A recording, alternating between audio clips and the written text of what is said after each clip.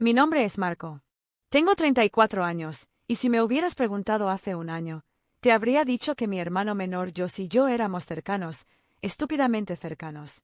Lo ayudé en la universidad, lo dejé dormir en mi sofá más veces de las que puedo contar.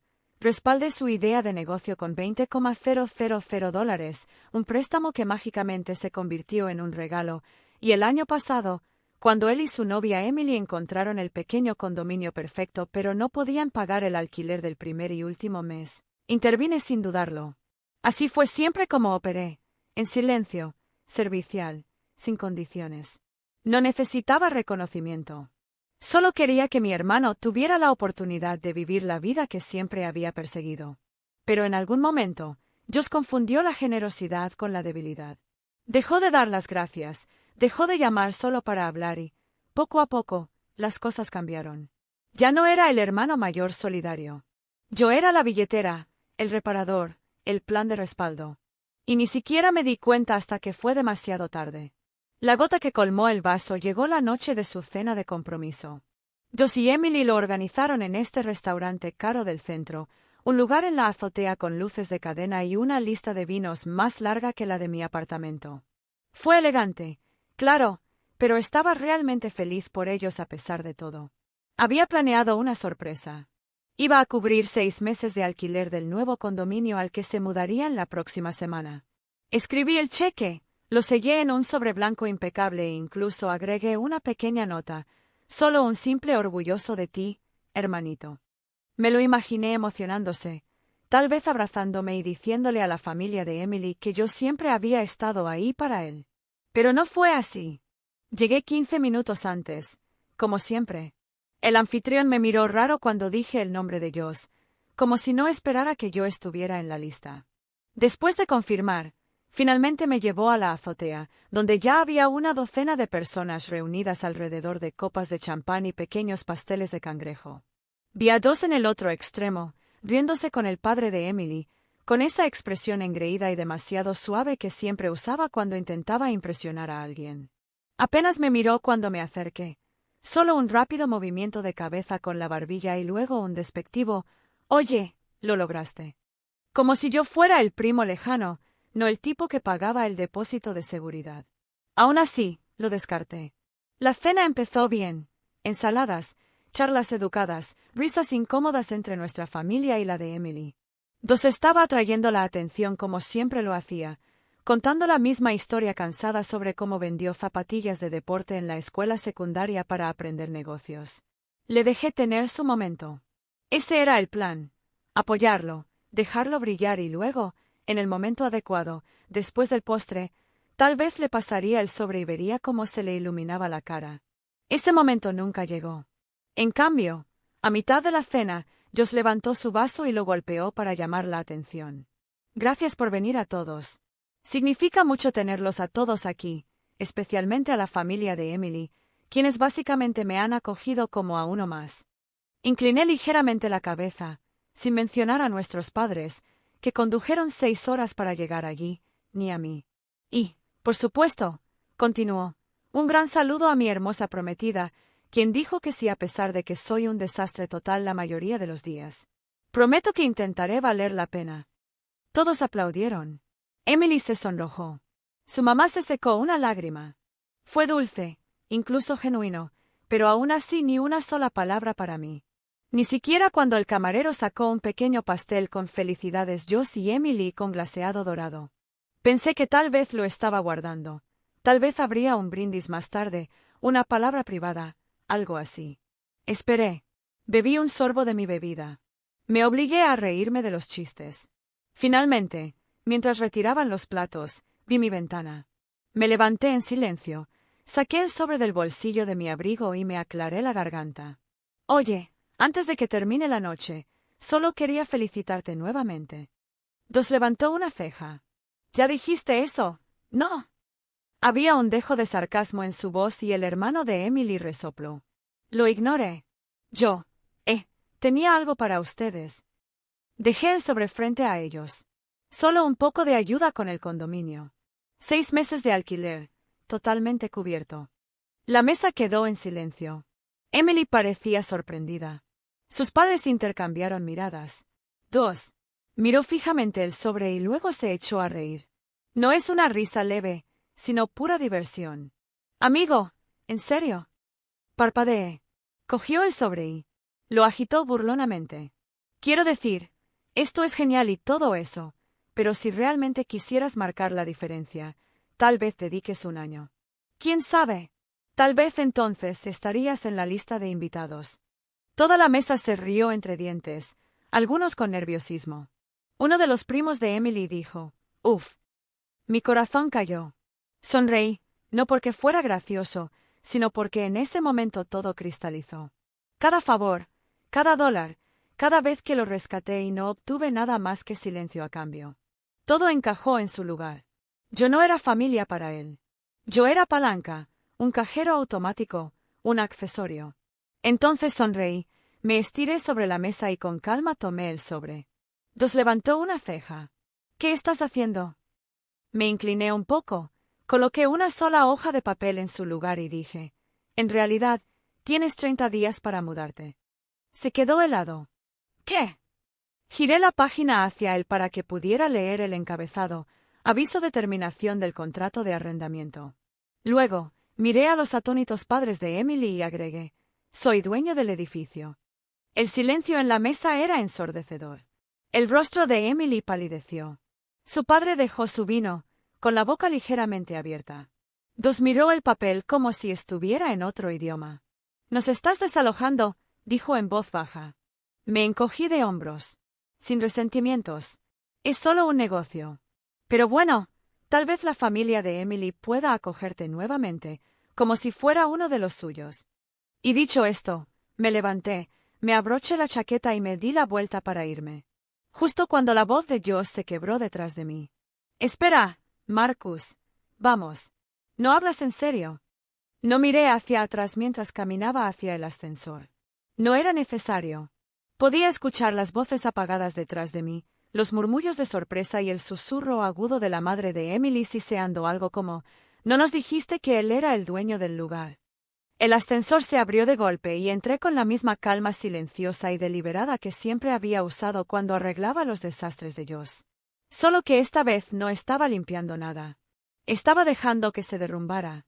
El camino a casa fue silencioso, solo el suave zumbido de la ciudad pasando por mis ventanas. Ni siquiera encendí la radio. Mi teléfono sonó 2 veces antes de llegar a la autopista, ambas de parte de Josh. La primera fue una llamada perdida.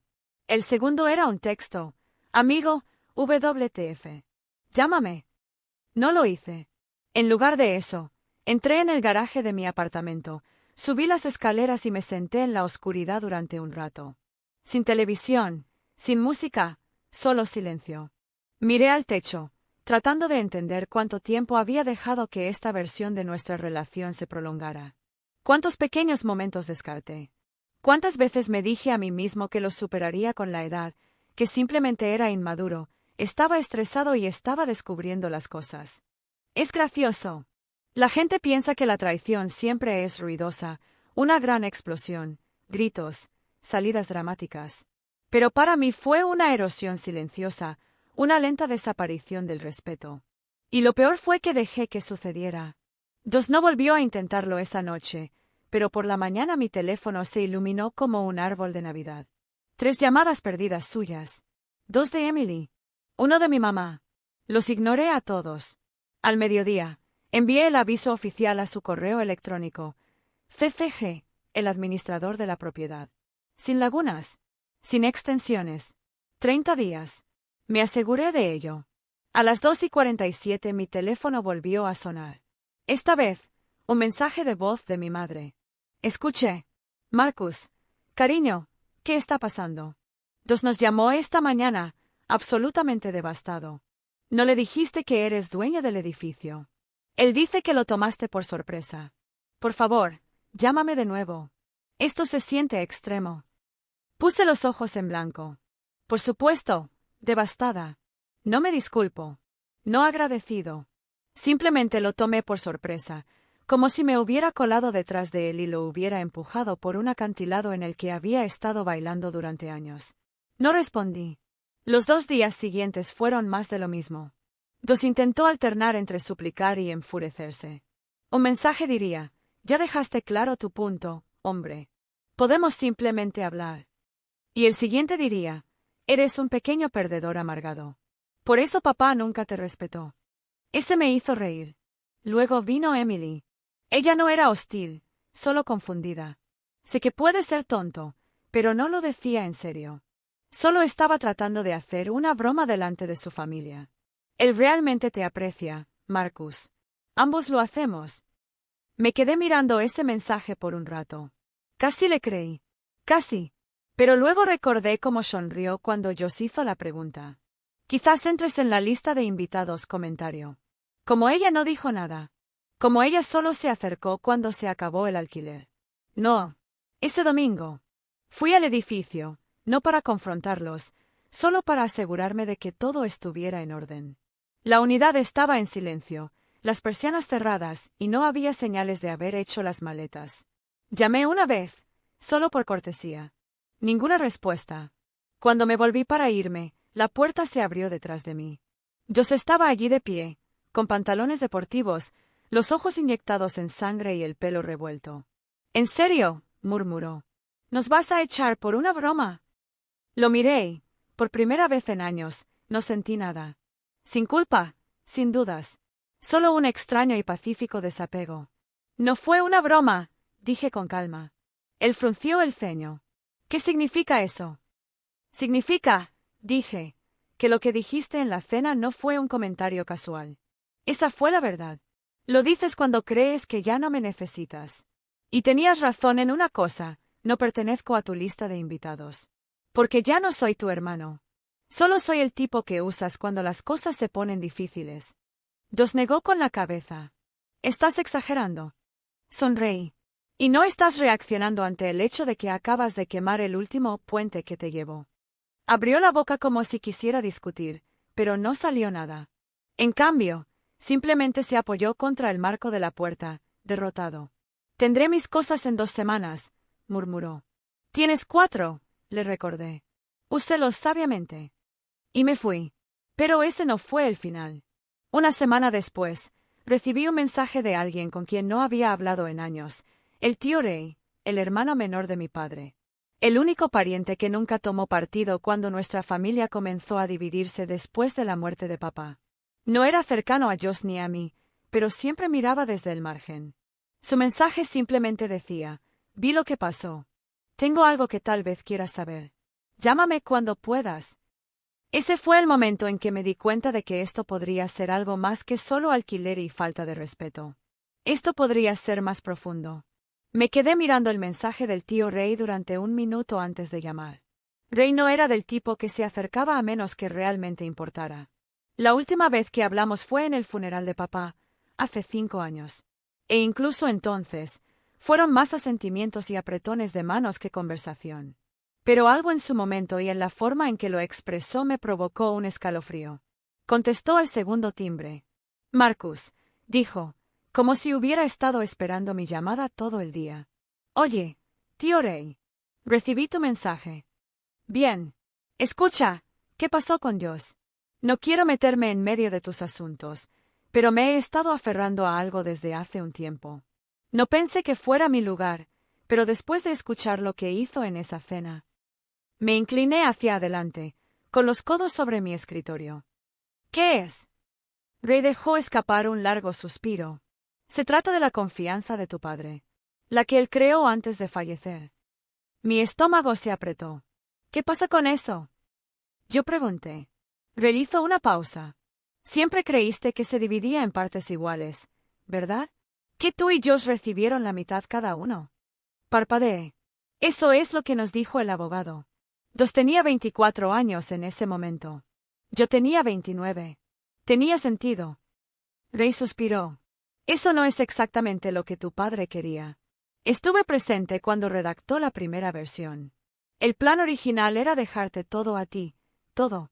Dijo, y cito, «Josh necesita aprender a construir. Marcus ya lo hace». Pero después de que tu mamá intervino, lo modificaron para dividirlo en partes iguales. Eso no me sorprendió. Mamá siempre mimaba a Josh, pero yo todavía no entendía el sentido de esta conversación. Está bien, dije lentamente, pero lo dividimos en partes iguales. Usé el mío para iniciar mi negocio. Dos desperdició su idea de aplicación y esa ridícula motocicleta. Fin de la historia. Ray se rió entre dientes. No del todo. 2 meses después del funeral de tu padre, Josh vino a verme. Dijo que necesitaba ayuda para mover algo de dinero. Afirmó que ya habías tomado tu mitad, y que solo quería sacar la suya en silencio, sin que los abogados se entrometieran. No lo toqué, pero sí le dije algo. ¿Qué? Yo pregunté. Le dije que había una tercera cuenta. Me quedé helado. ¿Qué? La voz de Ray era tranquila. Tu padre era un hombre cauteloso. No confiaba en el juicio de Josh, ni siquiera con la división. Así que apartó una cuenta de inversión separada, acciones, bonos, algunas participaciones a largo plazo. La llamó Marcus Anchor. Dijo que eras el tipo de hombre que nunca pediría ayuda, por lo que dejaría la ayuda donde no se te ocurriría buscar. Me lo contó una noche mientras tomamos unas copas. Dijo que ni siquiera tu madre lo sabía. Me levanté lentamente de mi escritorio, con el corazón acelerado. Entonces, ¿qué estás diciendo? Hay dinero a mi nombre que ni siquiera conozco. Rayo. Dudó. Estoy diciendo. Josh lo encontró. Se me heló la sangre. Lo bebió, ¿no? Susurré. Ray no respondió al principio. Luego dijo, no tengo pruebas contundentes, pero lo sé. Poco después empezó a conducir un coche nuevo y se quedó muy callado cuando le pregunté sobre sus finanzas. El antiguo corredor de bolsa de tu padre se jubiló, pero puedo ponerte en contacto con la empresa que absorbió sus archivos. Ellos lo sabrán.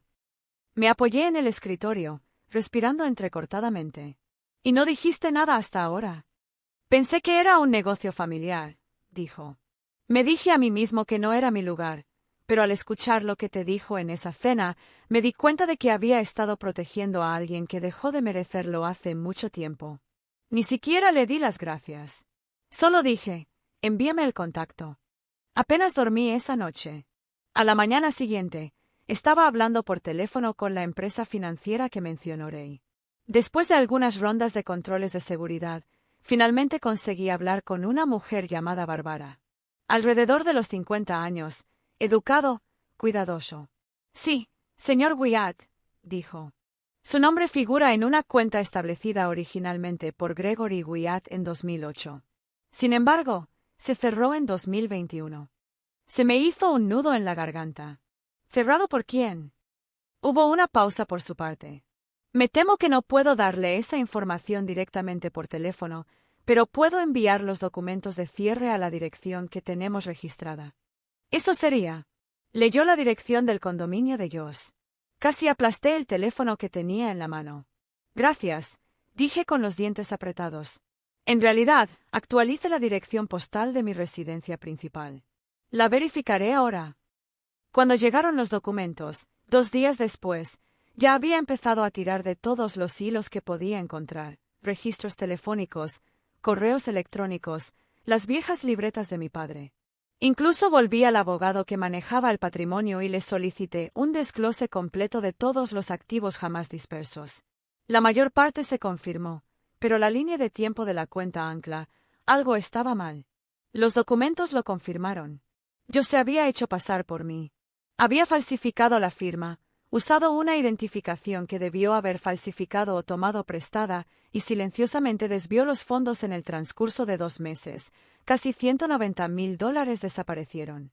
Me quedé mirando el número durante lo que parecieron horas. No porque necesitara el dinero, me estaba yendo bien. Era al principio. El peso de ello.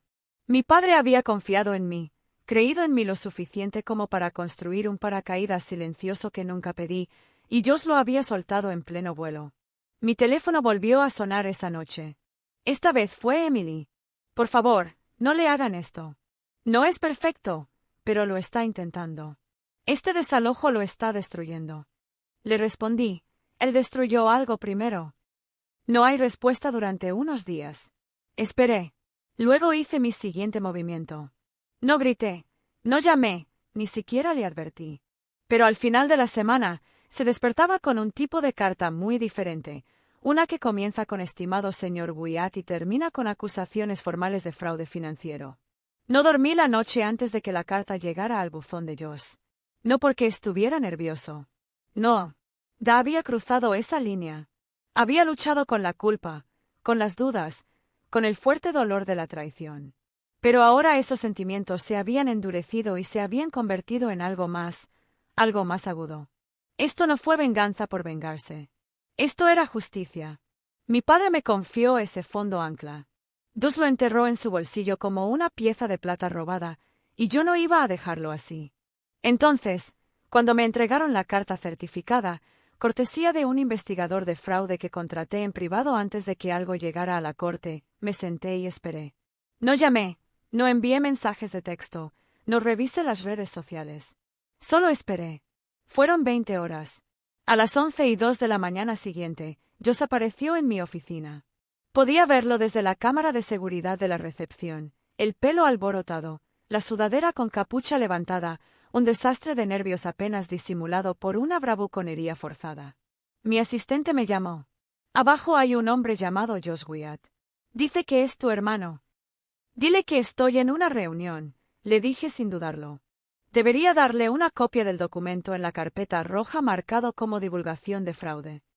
Lo había preparado días antes. Tenía la sensación de que vendría en persona. Pasaron 10 minutos, luego 15. Luego recibí un mensaje de texto de Josh. ¿De verdad vas a arruinar mi vida por esto? Somos familia. Otro texto. Vamos. Hombre, no necesitas el dinero. Seguido de, bien, si así es como quieres jugar, arderé contigo. Silencié su número. Más tarde esa noche, recibí una llamada de Emily. No contesté, pero dejó un mensaje de voz. Marcus. Mira, no sabía nada del dinero. Lo juro, pensé que se lo habías dado. Me dijo que su padre le dejó algo directamente y que no lo necesitabas. No lo cuestioné. Debería haberlo hecho, pero no lo hice. Y ahora todo se está desmoronando. Está perdiendo la cabeza, Marcus. No puede dormir. No ha ido a trabajar. Cree que lo vas a enviar a la cárcel. ¿Verdad? Sí, pero no dije eso. No respondí. En cambio, dejé que el investigador hiciera su trabajo y lo hizo bien. Al final de la semana, Josh recibió una denuncia oficial que detallaba el alcance total del fraude financiero, falsificación de mi identidad, tergiversación ante una institución financiera y transferencia ilegal de fondos desde una cuenta fiduciaria. El daño total, $188.294,37, sin incluir intereses. El investigador incluso logró rastrear las transacciones, 2 vacaciones de lujo, el arrendamiento de un Tesla, la startup fallida que había pretendido poner en marcha. No solo había usado el dinero, lo desperdició. El proceso legal no fue rápido. Pasaron meses hasta conseguir la fecha de la audiencia. Durante ese tiempo, yo